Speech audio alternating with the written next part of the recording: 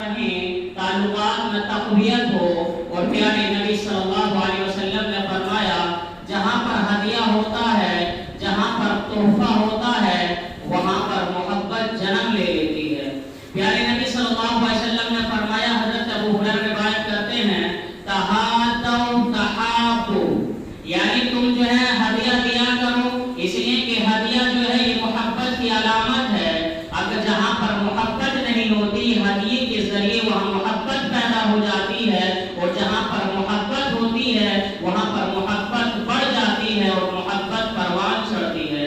یعنی انسان جو ہے، یہ جو شریعت ہے ہماری اور آپ کی، یہ ہمیں یہ سمجھانا چاہتی ہے، بتلانا چاہتی ہے کہ ہدیے کا لین دین ہونا چاہیے، تحفہ ایک دوسرے کو جو ہے لیتے دیتے رہنا چاہیے، اس لیے کہ یہ اخلاقی فریضہ بھی ہے اور شرعی حیثیت سے محبت کی علامت بھی ہے. یعنی ایک دوسرے کے اندر جو ہے محبت پیدا ہو.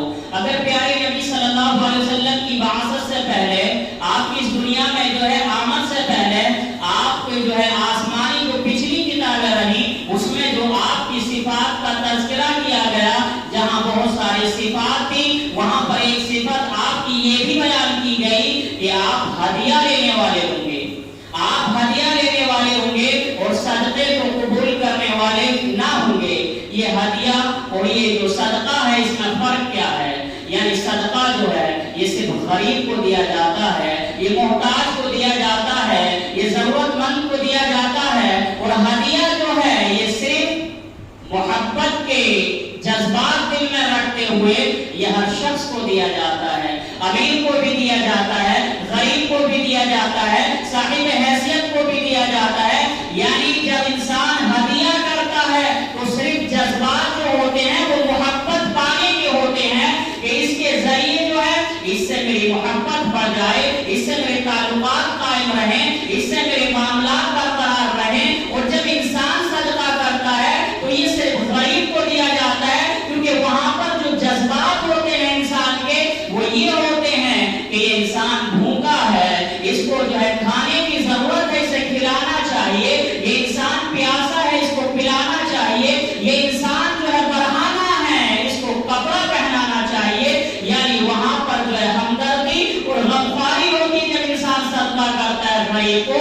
اور جب یہاں پر ہدیہ کرتا ہے تو یہاں پر صرف محبت کے جذبات ہوتے ہیں. تو ہدیے اور صدقے کا یہ فرق ہے. تو پیارے نبی صلی اللہ علیہ وسلم کی آمد سے پہلے آپ کی پچھلی آسمانی کتابوں میں جو صفت بیان کی گئی وہ یہ بیان کی گئی کہ آپ صدقہ قبول کرنے والے ہوں گے، اور اللہ کے نبی ہدیہ قبول کرنے والے ہوں گے اور صدقہ قبول کرنے والے نہ ہوں گے.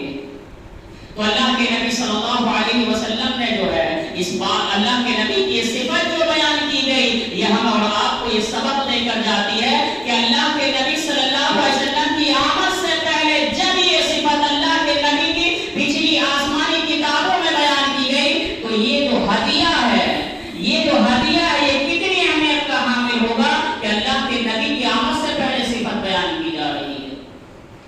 آپ اگر دیکھیں تو اللہ کے نبی صلی اللہ علیہ وسلم ہدیہ قبول کرتے تھے. حضرت عائشہ صدیقہ رضی اللہ تعالی عنہ بیان کرتی ہیں نبی کریم صلی اللہ علیہ وسلم کے تعلق سے کہ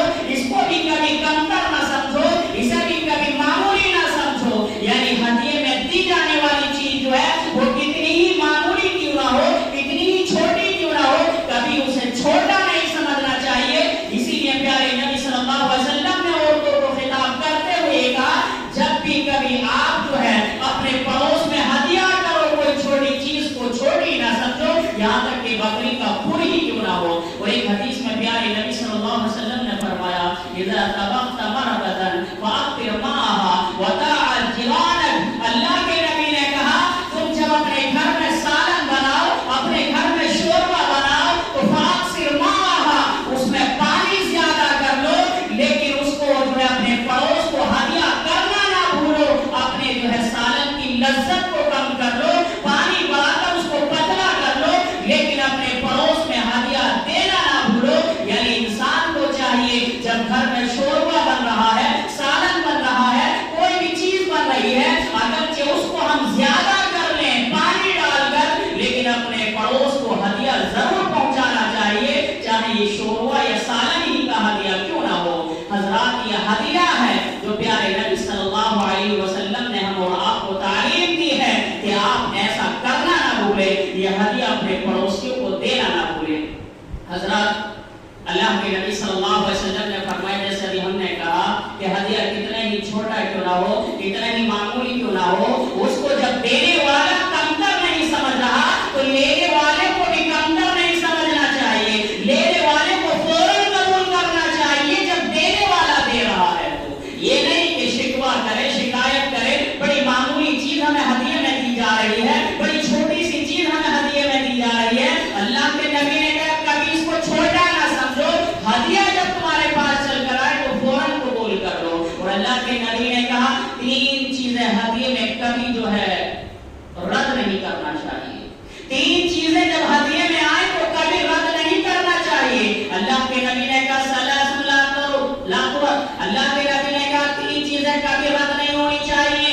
ایک الوصائد یعنی تکیہ، جب بھی کبھی تکیہ تمہیں ہدیے میں ملے، اللہ کے نبی نے کہا اسے انکار نہ کرنا، اسے رد نہ کرنا. اور ہدیہ کبھی رد کر جانے والی چیز بھی نہیں ہے، اس کو فوراً قبول کرنا چاہیے. یہ تکیہ آج اگر آپ عربوں کے اندر جائیں گے تو وہاں پر ان کا یہ معمول ہے کہ جو ان کا مہمان کھانا ہوتا ہے اس میں قالین بچھی ہوئی ہوتی ہے اور سائڈ سے جو ہے تکیے لگے ہوئے ہوتے ہیں. جو آنے والا مہمان ہے ایک تکیے پر اپنے ٹیک لگا کر بیٹھتا ہے. یہ اس وقت کا اصول تھا اور آج بھی شاید وہاں پر یہ چیزیں چلتی ہو. تو اللہ کے نبی نے کہا اس تکیے سے مراد وہ تکیہ ہے جو کہ ہم اور آپ کو دیا جاتا ہے. یہ تکیہ وہ تکیہ نہیں جو ہم سوتے ہیں، یہ وہ تکیہ نہیں، بلکہ ہم کہیں پر مہمانی کے لیے گئے، ہم جب مہمان بن کر گئے وہاں پر ہمارے پاس تکیہ آیا تو تکیے کو کبھی رد نہیں کرنا چاہیے، اس تکیے کو فوراً قبول کرنا چاہیے. اور جہاں بھی ہم ٹیک لگا رہے ہیں اس تکیے کو رکھ لینا چاہیے. اللہ کے نبی نے کہا کبھی اس کا ہدیہ رد نہیں ہونا چاہیے. الوصائد. پھر اللہ کے نبی نے کہا والدہن یعنی خوشبو. جب خوشبو تمہارے پاس جو ہے یہ جو ہدیے میں آ جائے، اور یہ ضروری نہیں کہ خوشبو کا ہدیہ پوری بوتل چل کر آئے گی یا پوری شیشی چل کر آئے گی. یعنی اگر انسان نے ایک مرتبہ لگانے کی آپ سے درخواست کی ہے تو آپ ایک مرتبہ لگوا لو، وہ خوشبو وہ لگا لو، یہ ہدیہ اس کی طرف سے ہے. تو اللہ کے نبی نے کہا کبھی خوشبو کا آیا ہوا ہدیہ رد نہیں کرنا چاہیے، اگرچہ وہ آپ سے ایک مرتبہ لگانے کی درخواست کر رہا ہے. یعنی انسان کو چاہیے کہ فوراً اس کو قبول کرے. اور تیسرا ہدیہ اللہ کے نبی صلی اللہ علیہ وسلم نے کہا واللبن یعنی دودھ آیا ہوا ہدیے میں، یہ کبھی رد نہیں ہونا چاہیے. یہ جو ہے اس وقت فقر و فاقہ کا دور تھا، لوگوں کے پاس جب دودھ آتا تھا بڑی قیمتی شے تھی. اللہ کے نبی صلی اللہ علیہ وسلم کے گھر کے حالات صحابہ کرام دیکھتے تھے، وقتاً فوقتاً اللہ کے نبی کے گھر دودھ بھیجتے تھے الہدیہ، اور اللہ کے نبی اسے فوراً قبول کر لیا کرتے تھے. تو اللہ کے نبی صلی اللہ علیہ وسلم نے کہا یہ ہدیے میں آئی ہوئی 3 چیزیں کبھی رد نہیں ہونی چاہیے. ہدیے میں ملا ہوا تکیہ، ہدیے میں ملی ہوئی خوشبو اور ہدیے میں آیا ہوا دودھ، یہ کبھی بھی جو ہے رد نہیں کرنا چاہیے. انسان کو فوراً قبول کرنا چاہیے اور فوراً اس کو لے لینا چاہیے. حضرت عائشہ صدیقہ رضی اللہ تعالی عنہ اللہ کے نبی صلی اللہ علیہ وسلم کا ایک حکم نقل کرتے ہوئے کہتی ہیں کہ میں نے اللہ کے نبی صلی اللہ علیہ وسلم سے معلوم کیا کہ اللہ کے نبی صلی اللہ علیہ وسلم ان لی جارین فإلی ایہما احدی، کہ اللہ کے نبی میرے 2 پڑوسی ہیں. یہ اللہ کے نبی میرے 2 پڑوسی ہیں اور اللہ کے نبی اتنی چیز میرے پاس ہے نہیں کہ میں دونوں کو ہدیہ پہنچا دوں. یہ اللہ کے نبی ذرا یہ تو بتلائیے اب یہ میں کس کو ہدیہ کروں، اتنی چیز نہیں کہ دونوں پڑوسیوں کو دے دوں. تو اللہ کے نبی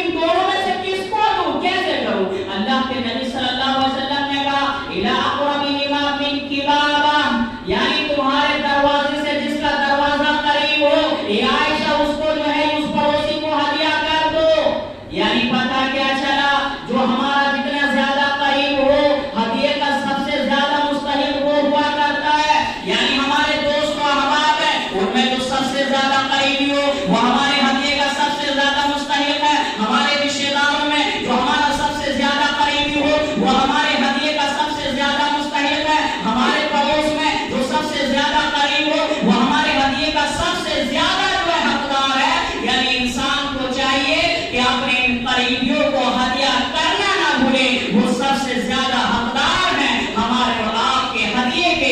یہ پیارے نبی صلی اللہ علیہ وسلم کی تعلیم ہے۔ حضرات وہیں پر جو ہے ایک بات اور ذہن میں رکھنی چاہیے، یہ شریعت ہماری اور آپ کی تلقین کرتی ہے، نصیحت کرتی ہے کہ یہاں پر ہدیہ دیتے ہوئے والدین کو خاص خیال کرنا ہے، والدین کو جو ہے خاص لحاظ رکھنا ہے، یعنی وہ جو ہے اب ایسا نہیں کہ کسی اولاد پر ایک نظر اور دوسری اولاد پر دوسری نظر، یعنی والدین نے جو ہے اپنے کسی بیٹے کو تو بہت قیمتی شے دے دی اور اپنی بیٹی کو محروم کر دیا یا دوسرے بیٹوں کو کم کر دے دی، اس طریقے سے یہ کسی کو محروم کر دیا۔ شریعت کہتی ہے ہدیہ کرتے ہوئے والدین کو خاص لحاظ رکھنا ہے، کہیں ایسا نہ ہو کہ جانکاری سے کام ہو جائے، اولاد کے لیے جو ہے انصاف نہ ہو بلکہ اولاد پر ظلم ہونے لگے، اور حضرات یہاں پر پھر اولاد باغی ہو جاتی ہے، اولاد باغی ہو جاتی ہے۔ پیارے نبی صلی اللہ علیہ وسلم کے صحابی نعمان بن بشیر رضی اللہ تعالیٰ عنہ کہتے ہیں میرے والد نے مجھے ایک ہدیہ کیا، جیسے ہی ہدیہ کیا میری والدہ نے کہا کہ جاؤ اللہ کے نبی کو گواہ بناؤ، جاؤ اللہ کے نبی کو گواہ بناؤ۔ جب نعمان کے والد بشیر جب اللہ کے نبی کے پاس جاتے ہیں اور اللہ کے نبی سے کہتے ہیں کہ اللہ کے نبی میں نے اپنے اس بیٹے کو جو ہے یہ چیز ہدیہ کی ہے، اللہ کے نبی نے کہا اے بشیر کیا تم نے اپنی تمام اولاد کو اسی طریقے کا ہدیہ دیا ہے؟ کہا کہ نہیں، اللہ کے نبی اسی بیٹے نعمان کو دیا ہے۔ اللہ کے نبی نے کہا اے بشیر اگر تم جو ہے اسے ہدیہ دینا چاہتے ہو ویسے ہی ہدیہ تمام اولاد کو دو، اور اگر تمام اولاد کو نہیں دیتے ہو تو نعمان سے یہ ہدیہ واپس لے لو، نعمان سے یہ ہدیہ واپس لے لو، اس لیے کہ اگر تم ایسا کرو گے اولاد کے ساتھ ناانصافی ہوگی۔ آج ہم اور آپ کو جو حضرات یہ بڑی شکایت ہے اپنی اولادوں سے کہ یہ ہماری اولاد ہماری باغی بن گئی، ہمارا کہا نہیں مان رہی، ہماری بدی اور فرما بردار نہیں بن رہی، کہیں نہ کہیں جو ہے حضرات یہ ہماری ناانصافی اولاد کے ساتھ، ہمارا ظلم ہے اولاد کے ساتھ کہ ہم نے ایک اولاد کو تو کچھ دیکھا، ایک نظر سے دیکھا، دوسری اولاد کو دوسری نظر سے دیکھا، یہی اولاد جو ہماری آج باغی بن کر کھڑی ہو گئی، اور اس میں کسی اور کا ہاتھ نہیں، اس میں خود جو ہے ہمارا اپنا ہاتھ ہے، ہم نے خود اسے باغی بنایا ہے اس کے ساتھ ناانصافی کر کے۔ آج معاشرے میں آپ نظر ڈالیے بہت سارے ایسے گھرانے مل جائیں گے جو والدین اپنی اولادوں کے ساتھ ناانصافی کر رہے ہیں۔ اللہ کے نبی صلی اللہ علیہ وسلم نے ایک دوسری روایت میں فرمایا کیونکہ ہدیہ جو ہے حضرات یہ ہدیہ وہ ہے کہ ہدیہ جب دے دیا جائے، ہدیہ کر دیا جائے تو یہ واپس لے جانے والی چیز نہیں، یعنی میں نے جو ہے ہدیہ آپ کو دے دیا، ہدیہ آپ کو کر دیا، اب میں اسے واپس لینا چاہوں، شریعت کہہ دیا ہدیہ واپس لی جانے والی چیز نہیں ہے۔ آج یہ ہمارے معاشرے میں بہت ہوتا ہے، میری آپ سے بن رہی ہے، میں نے آپ کو ہدیہ کر دیا، میری اور آپ کی بگڑ گئی، میں جو ہے کہیں نہ کہیں جو ہے اس پر تنگ کرتا ہوں، تانا دیتا ہوں، احسان جتاتا ہوں اور پوری کوشش کرتا ہوں کہ اس ہدیے کو واپس لے لوں۔ شریعت کہتی ہے، اللہ کے نبی صلی اللہ علیہ وسلم نے مثال دیتے ہوئے کہا ہدیہ کرنے کے بعد ہدیہ واپس لینے والے کی اللہ کے نبی نے کہا العائد فی ہبتہ کالکلب یعود فی قیہ۔ اللہ کے نبی نے کہا ہدیہ واپس لینے والے کی مثال ایسے ہے، ایک کتا ہے اور کتا جو ہے وہ کتا قے کرے یعنی الٹی کرے اور پھر اس کو چاٹنے لگے، اللہ کے نبی نے کہا العائد ہبتہ، ہبہ کرنے کے بعد، ہدیہ کرنے کے بعد اگر کوئی انسان واپس مانگتا ہے تو ایسے ہے اس کتے کی مثال ہے جو کتا قے کرنے کے بعد اس کو چاٹتا ہے، ویسے ہی اس کا عمل ہے۔ اللہ کے نبی نے قے اور کس کی قے؟ کتے کی قے مثال تھی، تو کتے کی قے سے یعنی ہدیہ کرنے کے بعد یہ واپس لے جانے والی چیز نہیں ہے۔ اہل علم نے کہا یہاں پر ایک شخص ہے جو مستثنا ہے، وہ کون؟ وہ ہے والد، وہ ہے والد۔ اس حکم میں وہ والد نہیں آئے گا، والد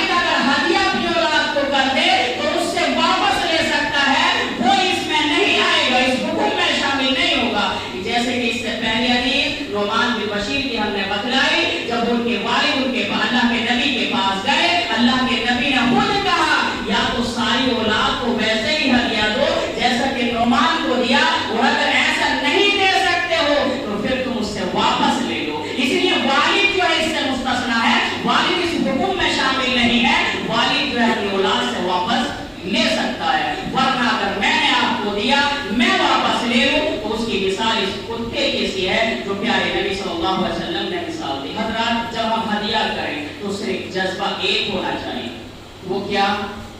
وہ یہ جذبہ ہونا چاہیے کہ اس سے میری محبت جو ہے محبت برقرار رہے، اس سے میرا جو ہے قرب جو ہے اس کا مجھے مل جائے، اس سے میری نزدیکی بڑھ جائے، یعنی رشتہ داری نبھ جائے، بس اس کے علاوہ کوئی اور جذبہ انسان کے دل میں ہدیہ کرتے ہوئے نہیں ہونا چاہیے۔ لیکن ایک ذہن ہے انسان کا جو اس کے اندر پیدا ہو سکتا ہے، وہ کیا؟ وہ یہ کہ میں نے آپ کو ہدیہ دیا، کرتے ہوئے میرے دل کے اندر یہ جذبہ ہے کہ میں اسے ہدیہ کر رہا ہوں، لیکن جب یہ مجھے کبھی ہدیہ کرے تو بڑھا کر ہدیہ کرے، یہ مجھے بڑھا کر ہدیہ کرے۔ یہ ہمارے یہاں ہوتا ہے اور ابھی بتاؤں گا کیسے ہوتا ہے۔ تو حضرات اس کو جو ہے اللہ رب العالمین نے سورہ روم کے اندر ربا سے تعبیر کیا ہے۔ ربا سود، یعنی میں کوئی چیز آپ کو دوں اس پر بڑھا کر میری نیت ہو، یہی تو ربا ہے، یہی تو سود ہے۔ اسی کو اللہ رب العالمین نے سورہ روم کے اندر جو ہے ارشاد فرمایا، اللہ نے کہا وَمَا آتَيْتُم مِّن رِّبًا يَرْبُو فِي أَمْوَالِ النَّاسِ فَلَا يَرْبُو عِندَ اللَّهِ وَمَا آتَيْتُم مِّن زَكَاةٍ تُرِيدُونَ وَجْهَ اللَّهِ فَأُولَٰئِكَ هُمُ الْمُضْعِفُونَ۔ اللہ رب العالمین نے کہا جو تم لوگوں کو دیتے ہو، جو تم ربا لوگوں کو دیتے ہو تاکہ لوگوں کے مال میں زیادتی ہو، لیکن یہ اللہ کے یہاں پر نہیں بڑھتا ہے، یہ اللہ کے یہاں پر نہیں بڑھتا ہے۔ یہاں پر مفسرین کہتے ہیں یہ مکی سورہ ہے، اور جب یہ مکی سورہ ہے تو یہاں پر ربا کیونکہ مکہ کے اندر حلال تھا، وہاں پر حرام نہیں تھا، تو اسی لیے یہاں پر تفسیر ربا کی جو ہے وہ نہیں ہوگی، بلکہ الگ تفسیر، وہ تفسیر یہ ہے کہ اس سے مراد ربا سے یہاں پر وہ گفٹ ہے، وہ ہدیہ ہے، وہ تحفہ ہے جو انسان اس نیت سے جو ہے دیتا ہے کہ مجھے بڑھ کر ملے، مجھے بڑھ کر ملے۔ تو حضرات یہی سود ہے۔ ہم اور آپ کے یہاں بیاہ شادی میں ہوتا ہے یہ معاملہ، ہمارے اور آپ کے یہاں پر بیاہ شادی میں ہوتا ہے یہ معاملہ۔ میں نے آپ کو 1000 روپے اور بند لفافہ میں نے آپ کو دیا، لیکن دینے کے بعد جب میرے بیٹے یا بیٹی کی شادی ہے تو بند لفافہ آپ کو ضرور دیا، لیکن میں پورا خیال رکھتا ہوں، پورا خیال رکھتا ہوں کہ میں فلاں صاحب کے یہاں پر 1000 روپے دیے تھے، اب جب میں میرے پاس وہ آئے میری بیٹی یا بیٹی کی شادی میں تو انہوں نے کتنا دیا ہے؟ اگر آپ نے 1000 میں 500 دے دیے، دل میں ناراض ہو جاتا ہوں کہ میں نے تو 1000 دیے تھے، مجھے 500 آئے، میں امید لگا بیٹھا تھا کہ 1000 کے 2000 بھی بڑھا کر ہوتے گا۔ یہی ربا، قرآن یہ کہتا ہے یہی ربا ہے، یعنی انسان نے یہ لو لگائی کہ مجھے 1000 کے 2000 ملنے چاہیے، یہی ربا ہے۔ ہدیہ جو ہے یہ کبھی بھی جو ہے یہ سوچ کر نہیں دیا جاتا کہ یہ مجھے بڑھ کر ملے گا۔ ہدیہ صرف اس جذبے سے دینا چاہیے کہ بس میرے تعلقات قائم رہیں، میری جو ہے محبت برقرار رہے، میری رشتہ داری جو ہے نبھتی چلی جائے، اس کے علاوہ کوئی دوسری سوچ اور انسان کو نہیں رکھنا چاہیے۔ حضرات جہاں پر ہدیے کا معاملہ ہے وہاں پر ایک بات اور، غریب کا صدقہ امیر کے لیے ہدیہ بن سکتا ہے۔ مسئلے کے 2-4 مسئلے سنیے، بات کو ختم کرتے ہیں۔ یعنی غریب کا صدقہ امیر کے لیے ہدیہ بن سکتا ہے، جیسے مثال کے طور پر کیونکہ صدقہ اگر کسی امیر کو دیا جائے تو اس کے لیے جائز نہیں ہے، لیکن وہ صدقہ ہم نے غریب کو دیا، اور جب غریب کو دیا تو غریب نے وہ ہمیں دے دیا تو وہ ہمارے لیے جائز ہو جائے گا، وہ ہمارے لیے ہدیہ بن جائے گا۔ آج بہت سارے لوگ ہیں غریب کے گھر کا کھانا پسند نہیں کرتے، اس لیے کہ اس کے پاس زکات کا آتا ہے، صدقے کا آتا ہے، خیرات کا آتا ہے، اس لیے کھانا پسند نہیں کرتے، اس لیے کہ ہمارے لیے جائز نہیں۔ لیکن نہیں، شریعت کہتی ہے غریب کے لیے وہ صدقہ ہے، وہ آپ کو کھلائے تو یہ ہدیہ ہے۔ اللہ کے نبی صلی اللہ علیہ وسلم کی بخاری کی مشہور روایت شاید آپ نے سنی ہو، اللہ کے نبی گھر میں داخل ہوئے، اللہ کے نبی نے ہانڈی میں کچھ دیکھا کہ کچھ بن رہا ہے، تو اللہ کے نبی نے پوچھا کیا بن رہا ہے؟ کہا اللہ کے نبی اس میں گوشت بن رہا ہے جو کہ حضرت بریرہ رضی اللہ تعالیٰ عنہ جو آپ صلی اللہ علیہ وسلم کی آزاد کردہ لوڑی تھی، اللہ کے نبی ان کو یہ صدقے میں آیا تھا، تو اللہ کے نبی صلی اللہ हुवा लहा सदका व लहा हदिया। ले आओ इसको, इसलिए कि ये बरीरा के लिए सदका है और बरीरा की तरफ से हमारे लिए हदिया है। बाकायदा अल्लाह के नबी ने उस हानी का गोश्त खाया जो कि हजरत बरीरा को सदके में आया था, क्योंकि हाथ बदलने से हुक्म बदल जाता है, हाथ बदलने से मसला बदल जाता है। इसीलिए अल्लाह के नबी सल्लल्लाहु अलैहि वसल्लम ने जो हजरत बरीरा एक लोटी थी, सदके का माल उनके लिए आया, अल्लाह के नबी ने कहा ले आओ, इनके लिए सदका है और इनकी तरफ से हमारे लिए हदिया है। इसीलिए हजरात इंसान को चाहिए, अगर गरीब चाय पिलाए पीनी चाहिए, जिसको ज़कात दी जाती है, सदका दिया जाता है, खैरात दिया जाता है, अगर वो कोई और चीज खिलाए तो खाना चाहिए। कभी भी ये नहीं करें एक गरीब इंसान हम उसके यहाँ चले गए, भाई हमारा रिश्तेदार मान लो, ज़कात भी दी जाती है, सदका भी दिया जाता है, रिश्तेदार चले गए, अब वो चाय वगैरह बनाकर पिला रहा, तो आप क्या कहेंगे? ज़कात खा ली। क्या कहेंगे? ज़कात खा ली, क्योंकि ज़कात हमारे लिए जायज नहीं है। नहीं, वो हमारे लिए हदिया है, उसके लिए ज़कात है, उसके लिए सदका है और हमारे लिए वो हदिया है। जैसे अल्लाह के नबी ने हजरत बरीरा के गोश्त के बारे में कहा। एक मसला हो, क्या हदिया आगे हदिया किया जा सकता है? बहुत सारे लोग इसको मायूब समझते हैं, यानी हकीर समझते हैं। जैसे मुझे आपने हदिया दिया, उस हदिये को मैं क्या आगे किसी को हदिया कर सकता हूँ? उसी हदिये को बिल्कुल किया जा सकता है। जैसे कि अल्लाह के नबी सल्लल्लाहु अलैहि वसल्लम के पास एक खातून आई, सहाबिया थी, अल्लाह के नबी सल्लल्लाहु अलैहि वसल्लम के लिए अपने हाथ से उस चादर को बनाया था, बड़ी उम्दा चादर थी, अल्लाह के नबी को हदिया दी, अल्लाह के नबी ने कबूल कर लिया। वो इतनी पसंद अल्लाह के नबी को आई, फौरन अंदर गए और जाने के बाद उसको जो है अल्लाह के नबी पहन कर आ गए, इतनी पसंद आ गई। जैसे ही पहन कर आए, वैसे ही एक सहाबी कहने लगे, अल्लाह के नबी सल्लल्लाहु अलैहि वसल्लम ये चादर कितनी उम्दा है और आपको पसंद आ गई है, अल्लाह के नबी मुझे दे दीजिए ना। अल्लाह के नबी कभी किसी साइल के सवाल के जवाब में ला नहीं कहते थे। अल्लाह के नबी ने फौरन नाम कहा, फौरन अंदर गए और जाने के बाद चादर उतारी, दूसरा लिबास पहना और वो चादर जो सहाबी के हवाले कर दी जिसने के आपसे सवाल किया था चादर का। सहाबा इकराम कहने लगे, अल्लाह के बंदे, अल्लाह के नबी के लिए उस सहाबिया ने इसको जो है बड़ी जो है फुर्सत से बनाया और बड़े जो है जज्बात के साथ बनाया और अल्लाह के नबी को ये पसंद भी आ गई। तुम्हें पहले से मालूम था अल्लाह के नबी कभी ना नहीं कहते, नहीं कहते, फिर तुमने कैसे मान लिया? कहा तुम्हारी बात बिल्कुल सही है, लेकिन मेरे जज्बात को भी समझो, मैंने इसे पहनने के लिए नहीं मांगा है, मैंने तो इसलिए मांगा है क्योंकि अल्लाह के नबी को ये चादर पसंद आ गई और मेरी ख्वाहिश ये है जब मैं इस दुनिया से रुखसत हूँ, इस दुनिया से जाऊं, तो इसका कफन मेरे लिए बनाया जाए जो चादर अल्लाह के नबी को पसंद आ गई। रावी हदीस कहते हैं उस सहाबी के इंतकाल के बाद उसको उसी चादर से कफन पहनाया गया था। देखिए उसी चादर से कफन पहनाया गया। पर मसले की बात यह, अल्लाह के नबी को वो हदिया आया जो पसंद आ चुका था, दूसरे सहाबी ने मांग लिया, अल्लाह के नबी ने वो हदिया वैसे ही हदिया कर दिया। तो हदिये को हदिया किया जा सकता है, ये एक मसले की बात है, लेकिन जिसने हदिया दिया है उसके जज्बात का ख्याल करना चाहिए। आपने मुझे हदिया दिया, बड़ी ही जो है आपने मोहब्बत के साथ दिया, बड़ी उनसियत के साथ दिया और आप ये चाहते हैं कि मैं उसको इस्तेमाल करूं, तो मुझे चाहिए कि उस हदिये को मैं आगे ना बढ़ाऊं, बल्कि मैं जो है उसकी मोहब्बत को अपने तक महदूद रहने दूं। यानी जो उसने हदिया दिया है, ये एक इंसान के जज्बात का ख्याल जो कि अखलाकी फर्ज है, ये हम और आपको ख्याल करना चाहिए। वैसे हजरात जिस मुआशरे में आज हम और आप जी रहे हैं, दो बातें बताकर बात खत्म करते हैं। वो क्या गैर मुस्लिम का हदिया दिया जा सकता है? क्योंकि आज हम जिस मुआशरे में रहते हैं, अपने गैर मुस्लिम भाइयों के इर्द गिर्द रहते हैं, तो यहाँ पर क्या हम गैर मुस्लिम का हदिया ले सकते हैं? बिल्कुल लिया जा सकता है। अल्लाह के नबी सल्लल्लाहु अलैहि वसल्लम को जो बादशाह मिस्र था, जिसका लक़ब मुक़ौक़स था, उसने जो अल्लाह के नबी सल्लल्लाहु अलैहि वसल्लम का खत पढ़ने के बाद अल्लाह के नबी सल्लल्लाहु अलैहि वसल्लम के दिए हुए पैगाम पर ईमान तो नहीं लाया, क्योंकि वो जो था गैर मुस्लिम था, लेकिन उसने अल्लाह के नबी को तीन चीजें हदिये में भेजी थी। एक तो मारिया क़िब्तिया, एक उनकी बहन शिरीन और तीसरी चीज जो हदिये में थी वो खच्चर था। ये आप देखें तो अल्लाह के नबी सल्लल्लाहु अलैहि वसल्लम के पास तीन चीजें हदिये में भेजी। अल्लाह के नबी ने कबूल किया, मारिया क़िब्तिया को भी कबूल किया, जिनके पेट से एक बच्चा भी पैदा हुआ जिसका नाम इब्राहिम था और वो 18 महीने की उम्र पाकर दुनिया से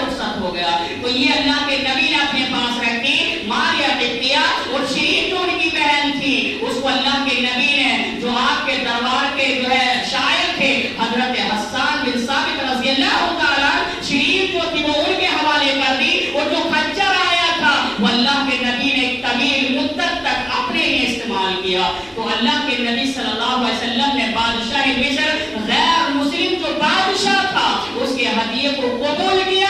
تو قبول کیا جا سکتا ہے. جب قبول کیا جا سکتا ہے تو کیا غیر مسلم کو ہدیہ دیا بھی جا سکتا ہے؟ بالکل دیا جا سکتا ہے. جب قبول کر سکتے ہیں تو دیا بھی جا سکتا ہے. ایک مرتبہ بخاری کی روایت ہے حضرت عمر فاروق رضی اللہ تعالیٰ اللہ کے نبی صلی اللہ علیہ وسلم کے ساتھ تھے.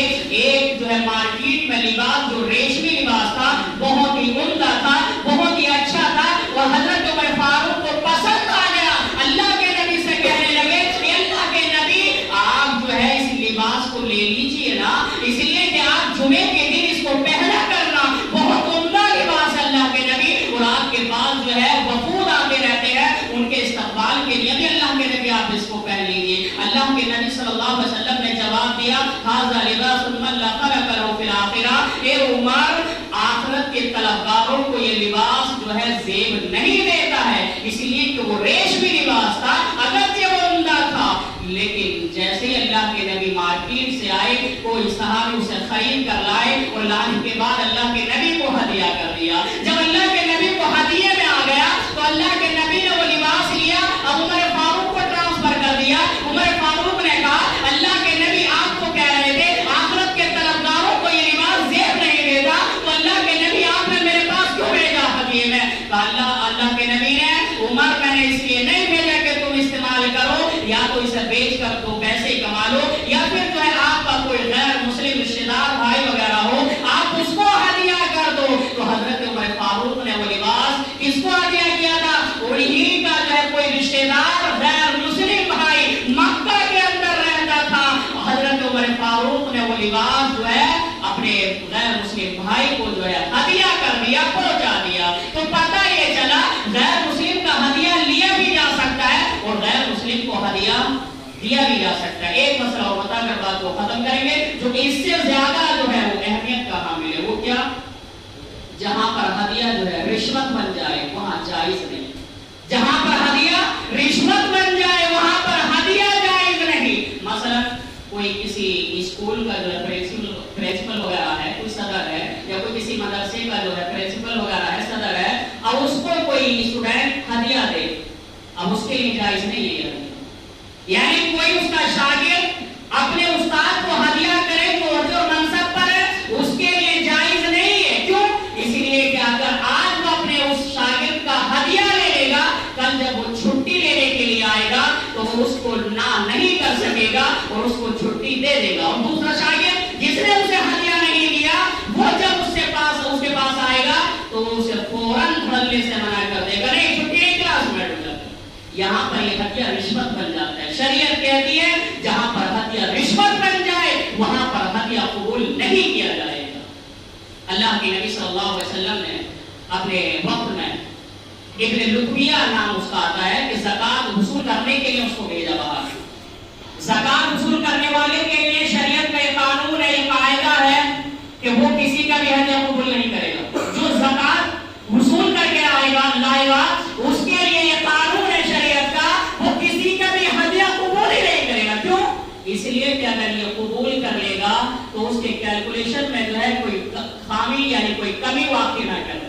اس لیے شریعت کا یہ قانون بنایا گیا کہ وہ لے گا ہی نہیں کسی کا ہدیہ. یہ جو تھا ابن لطبیہ جب یہ زکات وصول کرنے کے لیے اللہ کے نبی نے بھیجا تو یہ گیا اور وصول کر کے لایا اور کچھ اسے ہدیے میں چیزیں ملی, وہ چیزیں بھی لے کر آیا, اللہ کے نبی کے سامنے رکھ دیا اور اللہ کے نبی سے کہنے لگے کہ اللہ کے نبی یہ تو زکات کا مال ہے اور اللہ کے نبی یہ میرا ہدیہ ہے جو مجھے ملا ہے. اللہ کے نبی صلی اللہ علیہ وسلم بہت غضبناک ہو گئے, بہت غصے میں آ گئے اور کہنے لگے اپنے ماں باپ کے گھر بیٹھا رہتا, اس کے بعد ہم دیکھتے کہ یہ ہدیہ تجھے کیسے چل کر آتا ہے. یعنی اپنے گھر بیٹھا رہتا پھر ہم دیکھتے کیسے یہ ہدیہ چل کر آتا. اللہ کے نبی نے کہا یہ زکات بیت المال میں جمع ہوگی, اس ہدیے کو بھی لے کر آؤ بیت المال میں جمع کرو. اللہ کے نبی نے اس کو بیت المال میں جمع کرایا. اسی لیے یہ قانون ہے شریعت کا کہ کوئی اگر زکات وصول کرتا ہے اس کے لیے ہدیہ کسی کا بھی قبول کرنا جائز نہیں. ایک اور مسئلہ اور بات ختم وہ یہ کہ جس انسان کو ہم نے قرض دیا, جس انسان کو ہم نے قرض دیا ہے اس کا ہدیہ جو ہے ہمارے لیے حرام. مثال کے طور پر آپ نے مجھے قرض دے دیا, اب میں آپ کو ہدیہ دینا چاہوں، شریعت کہتی ہے یہ آپ کے لیے حرام ہو جائے گا۔ اگر ہاں ہمارے اور آپ کے درمیان قرض لینے سے پہلے ہدیے کا رواج رہا ہے، ہدیہ ہم ایک دوسرے کو لیتے اور دیتے رہے قرض سے پہلے، تب جائز ہے۔ لیکن اگر ہم نے قرض لے لیا اور اس کے بعد میں آپ کے دل میں یہ خیال آیا کہ مطلب ہم جو اس کو کوئی چیز ہدیہ کر دیں، شریعت کہتی ہے یہ حرام ہے۔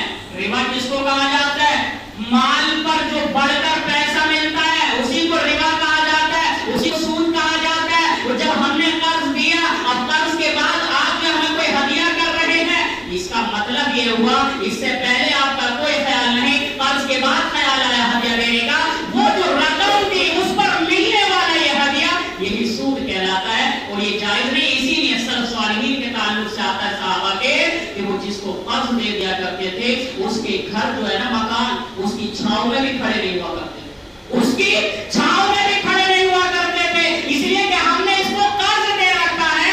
اگر ہم یہاں کھڑے ہو گئے، ہم نے اس کے مکان کی چھاؤں سے کوئی فائدہ اٹھا لیا، کہیں ایسا نہ ہو کہ یہ سود بن جائے، کہیں ایسا نہ ہو کہ یہ ربا بن جائے۔ یہ ہے مسئلہ ہدیہ دینا اور لینا، اور یہ ہے شرعی حیثیت، یہ ہے کچھ آداب اور تقاضے۔ اور جو ہم نے کہا کہ ہدیہ پیارے نبی صلی اللہ علیہ وسلم نے کہا کہ ہدیہ محبت کی دلیل ہے، تحاتوا تحابوا، اللہ کے نبی نے کہا ہدیہ لیا اور دیا کرو، اس لیے کہ اس کے ذریعے محبت پیدا ہوتی ہے اور اس کے ذریعے جو ہے الفت اور آپس میں جو دشمنی اور کدورت ہے وہ جذبات ختم ہو کر جو ہے محبت کے جذبات پیدا ہوتے ہیں، رشتہ داریاں برقرار رہتی ہیں، دوستیاں برقرار رہتی ہیں، آپس داری میں پڑوس جو ہے یہ برقرار رہتا ہے، یعنی تمام معاملات جو ہے برقرار رہتے ہیں اگر ہدیے کا لین دین ہو۔ لیکن ہاں شریعت نے جیسے ہم نے بتایا وہاں پر نشاندہی گئی کہاں پر یہ ناجائز ہو سکتا ہے اور کہاں پر حرام ہو سکتا ہے۔ جو ہے رب العالمین سے کہ اللہ باقی ایک سمجھ عطا فرمائے، قرآن و سنت عمل کرنے والا بنائے، آمین۔ وآخر دعوانا الحمدللہ رب العالمین، والسلام علیکم۔